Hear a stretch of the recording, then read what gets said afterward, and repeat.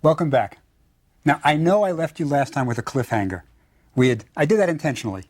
I wanted to make sure you'd come back.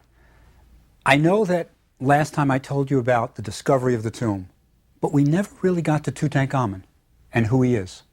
We had just traced Carter and Carnarvon opening the tomb, and I had mentioned that the mummy of Tutankhamen was still inside. Let me take us further inside the tomb. It was an interesting partnership, this Carter and Carnarvon. Carter was a bit rough around the edges. Remember, Lady Amherst sent him out because he was not a gentleman. Carnarvon, of course, was just the opposite. Owned racing horses, lived at Highclere Castle, wealthy, and very sophisticated. Now, the two of them made a decision that I think they would eventually regret. They didn't want to be bothered by the press. I mean, you've got the first intact Pharaoh's tomb in the Valley of the Kings. It was a sensation. And they were worried that the press would distract them, slow down their work. So they made a decision that they would sell the rights to the story of Tutankhamun's tomb to one British newspaper, the London Times. So they sold the rights to only one newspaper. What that meant was they would talk only to the correspondent from that newspaper, and in essence, the Egyptian journalists were locked out. The Egyptian journalists couldn't cover the discovery in their own country. So there was a tremendous amount of bad feeling. This is colonialism at its worst. They didn't do it for the money because they wanted the money for the rights. They just didn't want to be bothered with the press. But it was a bad decision, creating bad feelings. You'll see. But they continued to excavate. They cleared the antechamber with all of those objects that I mentioned, the funeral couches and all kinds of things. Interestingly, by the way, it's the first time we get an idea of what is a king buried with. One of the things he's buried with is oil. Sacred oil. There were something like 67 alabaster jars full of sacred oil. When you were buried with the 7 sacred oils. There were 7 sacred oils used at mummification. They were used in cosmetics. And these were very valuable, precious, and you needed them for the next world. Because remember, you're going to take it all with you, right? You can get up and go again in the next world. Remember, the Egyptians were resurrectionists, not reincarnationists. They believed that the body was going to resurrect in the next world, not come back to this earth in another form or something like that. So that's why the pharaohs' tombs are packed with everything. The next world will be a continuation of this one. So there was oils, right? Loads of oils. There were chariots, Tutankhamun's chariots. Thrones, his baby throne. You know, he became king when he was 10 years old. It's a little baby throne. All kinds of wonderful things. But I will tell you the strangest thing about the tomb, and you'll see why in a minute. Nothing in the tomb ever said who Tutankhamun's father was or who his mother was. Nothing. You know, in the end, after Carter had cleared everything out of the tomb, and this is now the 1930s, it took that long to clear the tomb, Carter said, in the end, Tutankhamun escaped me. He still didn't know anything about Tutankhamun. You'll see why. But they excavate, and they keep taking things out, and they're photographing. It's a difficult excavation, because things are piled up. For example, sometimes wooden objects had to be conserved before they could be moved, or else they'd crumble to dust. Carter wired to America, saying he needed help. He wired to the Metropolitan Museum of Art, and the Metropolitan said, we will give you our photographer, Harry Burton. They had a photographer. They were excavating, the Metropolitan Museum of Art, and Burton was the greatest archaeological photographer, and Burton became the photographer for Howard Carter. So all those wonderful pictures of the tomb from the 1920s are all by Harry Burton, from the Metropolitan Museum of Art. So they're photographing, they're recording, doing everything as carefully as they can, and finally, they get to the burial chamber. Will Tutankhamun be there? Nobody's sure even. Nobody's sure. It's a small room, maybe something like 14 feet square. And when they open it, the amazing thing is they look in and they see a gold wall. They can't see anything else. There are no objects, just a gold wall. They're looking through this hole. And what it was, a golden shrine. Now, it's not solid gold. It's wood that's been gilded.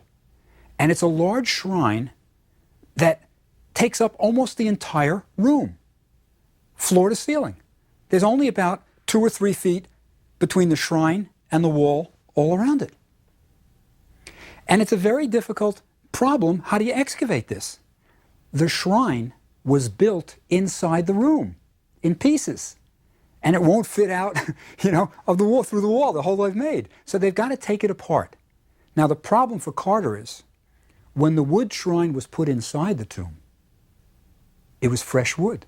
It was strong. It was solid. He's now dealing with wood that's 3,300 years old, and he's got to take it apart without breaking it. There's another problem.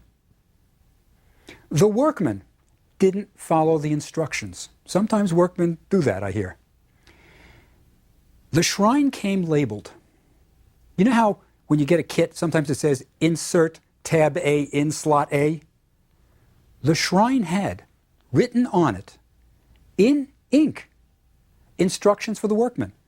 One side says front, another side says rear. So the lid, front and rear, and then on the side it says front and rear, and then on the other side it says front and rear, so not to mess it up. You know how it fits in. Well, they got a couple of them turned around. They didn't follow the instructions. Maybe they couldn't read. Maybe they didn't know what they were doing. But it was jammed on, and it was very, very hard for Carter to remove the shrine. But he did, working under terrible conditions. So he removes the gold shrine, takes it apart, and brings it out through the hole they've made into the burial chamber. Inside it is another gold shrine. They remove that one, it's smaller, and inside that is another gold shrine. Now, interesting, the shrines didn't have any floors. So in other words, they rest right on the tomb floor. They would find out why.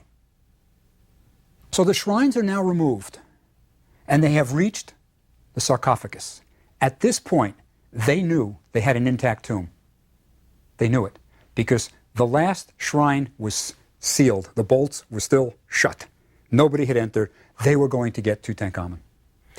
So now they're at the sarcophagus, right? Okay, you've got a stone sarcophagus, and you have to raise the lid. Problem.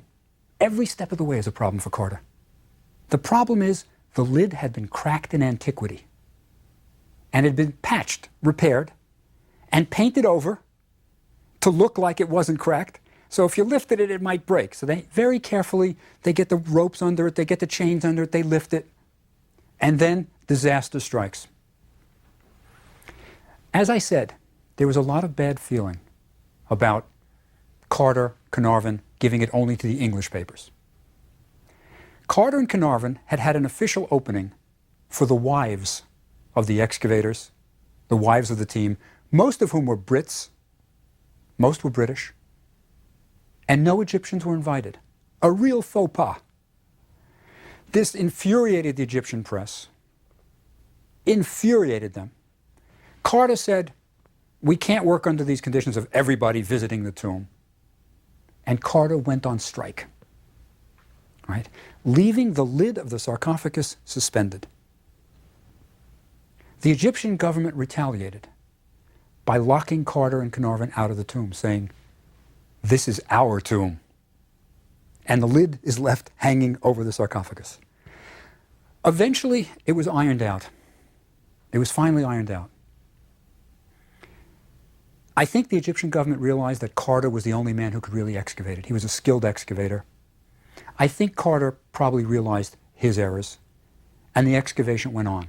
But in the interim, Lord Carnarvon dies. Now, you have all heard about the curse of Tutankhamen, the curse of King Tut.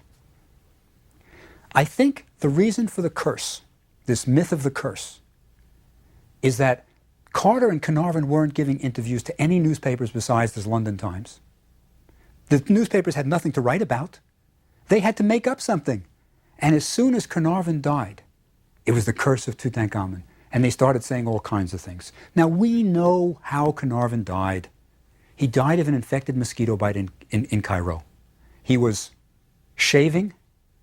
He cut himself with his razor, became infected, and he died. So, no curse. And it's not true that many people died soon after him. No. A typical random sampling of people in the tomb died. So, there was no curse, but I think it was a result of the reporters not having anything to write about. So Carnarvon dies, and Carter must press on by himself, finally excavating the tomb. Inside the sarcophagus were 3 nested sarcophagi. And Carter has a great deal of difficulty getting them out. They are a tight fit, very tight fit, with pins closing them. Has to saw them open, you know. They're coffins that are gilded. And then they get to the last one. They're lifting the lids, and they get to the last one. And inside is Tutankhamen. On the day of burial, as he was left, the first time you see a pharaoh intact, in his coffin, in his tomb. At first, they didn't know what they were looking at. There was a gauze over the face, and they weren't sure. It looked like it was blurred. Then they removed the gauze, and then they saw, of course, that fabulous golden coffin. Now, this is why there was no floor to the shrines. The last coffin, the third innermost coffin, was solid gold, 250 pounds of gold. It was incredibly heavy, and they had trouble lifting it. They didn't know why it was so heavy. But the problem they had immediately confronting them was how to get Tutankhamen out of the coffin. He's in this gold coffin, but he's stuck in it. On the day of burial, they poured sacred oils on Tutankhamen. Those oils had congealed over 3,300 years, and it was now like tar. He was stuck, and they didn't know how to get him out. They tried all kinds of things. You wouldn't believe what they tried. You would not believe it. They took it outside and left it in the sun, hoping that the sun would soften it. It didn't. Carter created zinc plates, put it underneath the coffin, and with a blowtorch, put a blowtorch to the zinc plates so the coffin wouldn't melt, and tried to heat it. It didn't work. Eventually, they had to chip Tutankhamen out of the coffin. Had to chip him out of the coffin. Now, this is the first point where we get the mummy of Tutankhamen. And as I said, I think what we learn from the mummy of Tutankhamen is even more interesting than what we learn from the objects in the tomb. Let me explain, and let me start with a disclaimer. What I'm going to do in this lecture is present an archaeological theory. It's my theory. It is not proven. That's why I call it a theory. But I think it's the best explanation for the facts we have. Many Egyptologists agree with it. Many disagree. We're divided. And it's just a theory. But the theory is that Tutankhamen was murdered. And I think the body, combined with the circumstances around him, suggest murder very strongly. So let me present the theory to you, and you'll see how the mummy plays a central role. Carter finally gets the mummy out. How? He calls in an anatomist from Cairo, from the School of Medicine in Cairo. His name is Derry. And Derry cuts the mummy into pieces. Never publishes that he did this. He saws the mummy in half, right at the fourth lumbar vertebra. Comes right in. Now, this is a horrible thing to do to a pharaoh's body.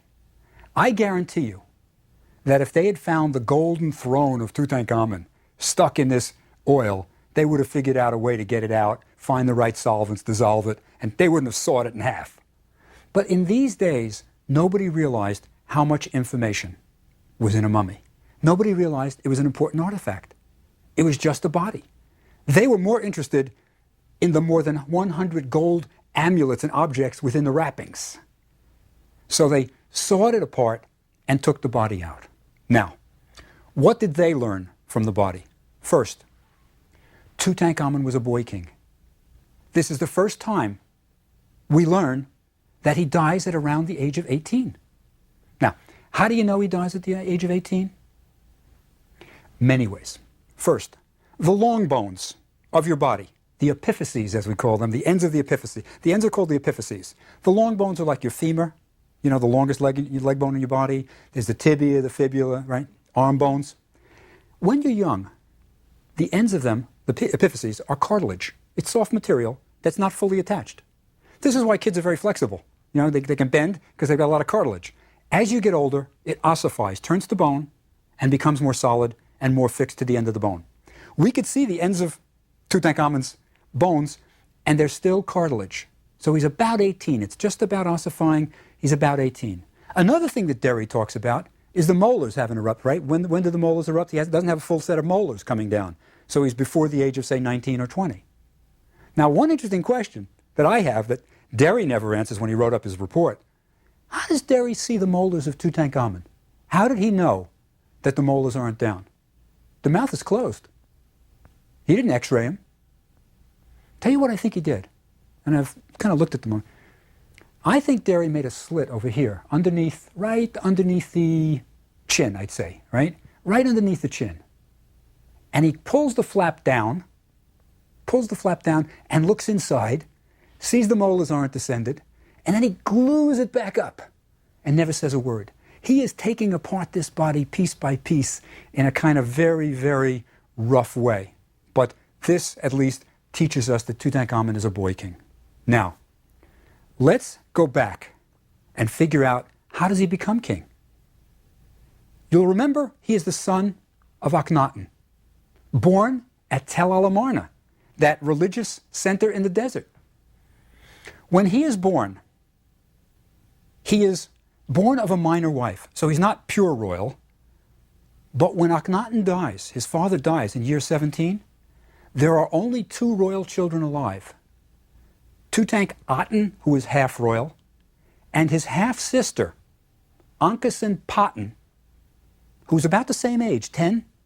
They're about 10 years old when they're orphaned. And she is pure royal blood. Now remember, how do you become king of Egypt? By marrying the right woman. The only half-royal male is married to his half-sister, the only pure royal female, and becomes king of Egypt at the age of 10. Now, he's 10 years old. He is not making decisions for himself. Somebody has got to be calling the shots. 10 years old, at Tel al-Amarna, the pharaoh, the religious leader, is dead. What do? Do you continue with the old religion, worshipping the Aten, and stay at Amarna? Or do you give it up, go back to the old ways, polytheism, many gods, and move back to Thebes? The decision was made. They moved back to Thebes. So Tutankhaten changes his name to Tutankhamen, going back to the old god Amun. Ankhesenaten changes her name to Ankhesenamun. And these 2 10-year-old children, married to each other, move back to Thebes. Now, think of what it must have been like for these children. When I think of them, I try to think of them as people. That's what I want to get through this course, that these are people, not just pharaohs. These were scared children. They were orphans. I mean, I often think of them as children of a bad divorce, in a sense, you know. I think they've got each other to cling to. They have lost their parents. They have lost their names. They have lost the only city they ever knew. They are being transported from their city to Thebes, the religious capital of Egypt, to a new religion, and everybody's saying their father was a heretic and terrible. It must have been horrible for these children. And somebody is making the decisions for them. Who? I think it's the man who was the vizier of Egypt at the time, a man named Ai, A-Y-E, Ai. He's an advisor to Akhenaten, he's a senior official, and he moves back to Thebes with them. So they move back to Thebes, this young couple, 10 years old, people making decisions for them, and they start a new life. They do all the right things politically. The first thing Tutankhamen does as a 10-year-old, he's a king, he has to build his tomb. But he doesn't build it in the main drag of the Valley of the Kings. He builds it in a side valley, off the Valley of the Kings, where his grandfather, Amenhotep III, had built his tomb. Because he's saying, I'm like my grandfather, the traditionalist. I'm like grandpa, not like my father. So he builds near his grandfather. The next thing he does, remember pharaohs like to build? He's 10 years old. What is he going to build? Right? The answer is, when Amenhotep III died, his grandfather, there was a monument left unfinished at Luxor Temple, right in Thebes. He built the temple but never decorated it. Akhenaten, you remember, moves the whole capital. He's not going to decorate anything in Thebes. So Tutankhamen's first monument is decorating Grandpa's temple. And what does he put on it? The most traditional religious festival in all of Egypt, the Opet festival. This was a festival, it was a time of feasting, drinking, eating, all paid for by the government. The statues of the gods from Karnak Temple, a mile and a half outside of Luxor were brought to Luxor Temple, where they would stay for a fortnight and everybody would feast. And it was Amun, Mut, and Khansa were the three gods, the trinity of Egypt. And everybody would feast and have a great time. Tutankhamen shows it on the walls, the Opet Festival. Again, he's saying, I'm a traditionalist. So things are going fairly well for these two kids. They are bringing back the old religion to Egypt. They must have been very popular. Now, you remember I said, I'm going to try to suggest that Tutankhamen was murdered. Why would anybody murder him? Well, let me say how I came to this theory. Derry's examination of the mummy of Tutankhamen was not the only one. Not the only one. Later, in the 1960s, Tutankhamen was x-rayed. Now, the mummy has never left the tomb because it is the only pharaoh's body found intact in a tomb in the Valley of the Kings. The Egyptian government decided when they moved all the treasures out of the tomb, they would leave the mummy inside the sarcophagus. It's still there. Tourists don't know it. You can't see it, but it's in the sarcophagus. And in the 1960s, a portable x-ray machine was brought in, and the mummy was x-rayed. About 10 years ago, I was watching a documentary on TV about Tutankhamen. And the man who x-rayed Tutankhamen was talking about the skull x-ray. And I remember him vividly saying, and if you look over here on the x-ray, and he's pointing to a spot in the back of the skull, it looks like there may have been a blow to the back of the head here. And this in turn could have caused a buildup of blood pressure, which in turn could have caused death. So he's saying there seems to be a blow to the back of the head which could have caused death. Far from murder. Far from murder.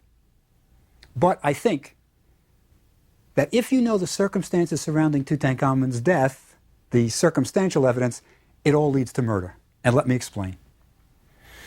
We now know that Tutankhamen dies at the age of 18. What does his widow do, Ankhesenamun? Right? She's widowed. She's the only royal person alive now. Whom will she marry? Who will become king of Egypt? She does something totally unheard of.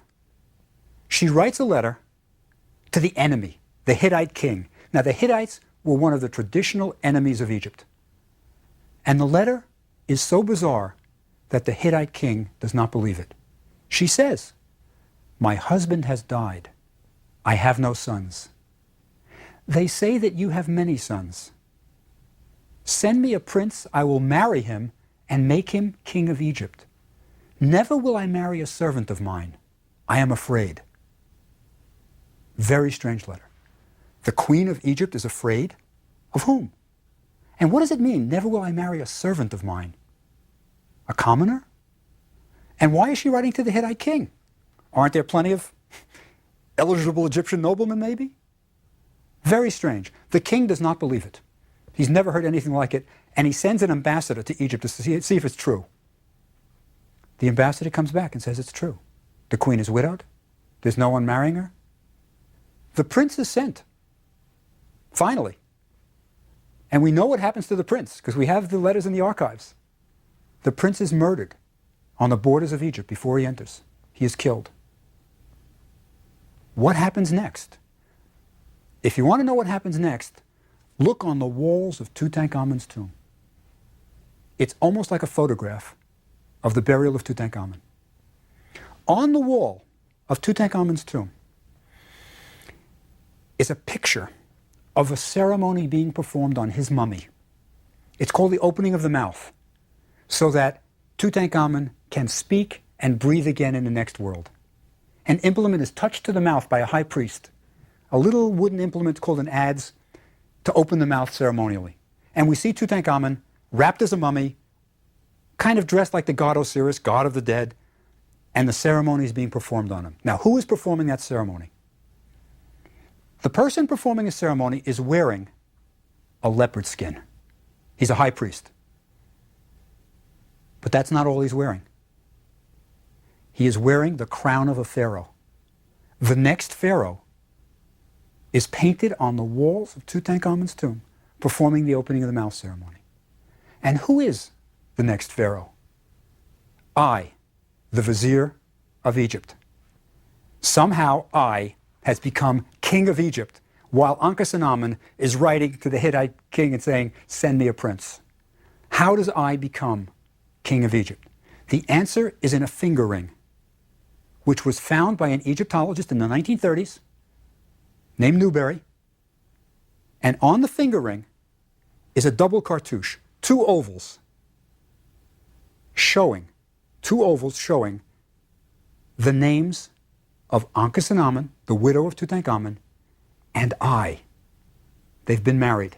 Newberry recognized that this means that I, a commoner, has married Tutankhamun's widow, right? Now, think about what the chronology must have been. She's writing to the Hittite king, and I is painting himself on the tomb simultaneously as the next king, right? Now, what happens to Ankhesenamun? She was afraid. She might have realized that Tutankhamun was murdered. Blow to the back of the head, perhaps. What happens to her? The answer is she disappears from history. The last thing we ever hear about Ankhesenamun is this finger ring. She has married I becomes king, and Ankhesenamun disappears from history. We don't even have her tomb. One of the things that Newberry wondered, and I wondered, is what about I's tomb? Is Ankhesenamun shown in I's tomb? She's the queen who makes him king. She is the Hemet Weret, the great wife. Is she shown there? Well, Newberry wrote to Carter and said, Carter, go to I's tomb and see if her cartouche is there. See if Ankhesenamun is on the wall. I don't know if Carter ever did go to I's tomb and look, but I did. And there is no sign of Ankhesenamun. There is a cartouche and a queen, but the cartouche is very short, and Ankhesenamun's name is very long, Ankhesenamun. I's first wife, from Tel El Amarna, from the good old days, was named T, a very short name. So he's got his first wife depicted as the Queen of Egypt, and Ankhesenamun has disappeared totally from history. Now, we don't even have her tomb. Nothing of her has ever been found. Now think about it. And remember I said this is just a theory. It's a murder theory, but I think it's reasonable.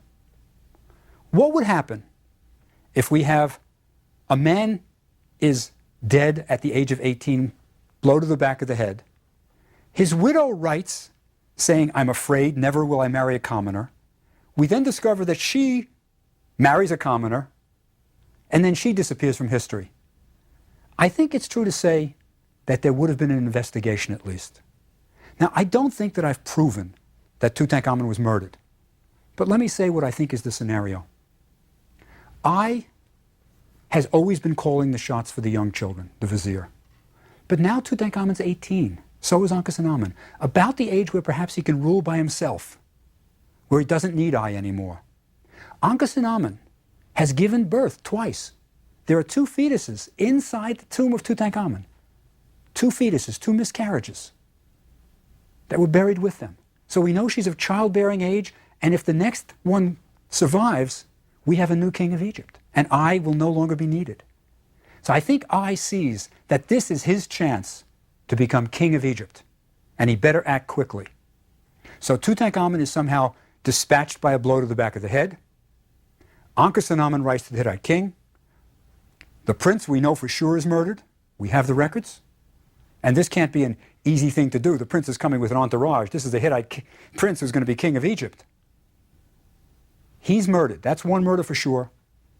Ankhesenamun disappears from history after saying, I'm afraid, and all of a sudden, I is king of Egypt. I think it's reasonable to think that perhaps Tutankhamen was murdered at the age of 18, and maybe even his widow was murdered. Now, I like to think that there's justice in the world. There is an ancient Egyptian saying that to say the name of the dead is to make them live again.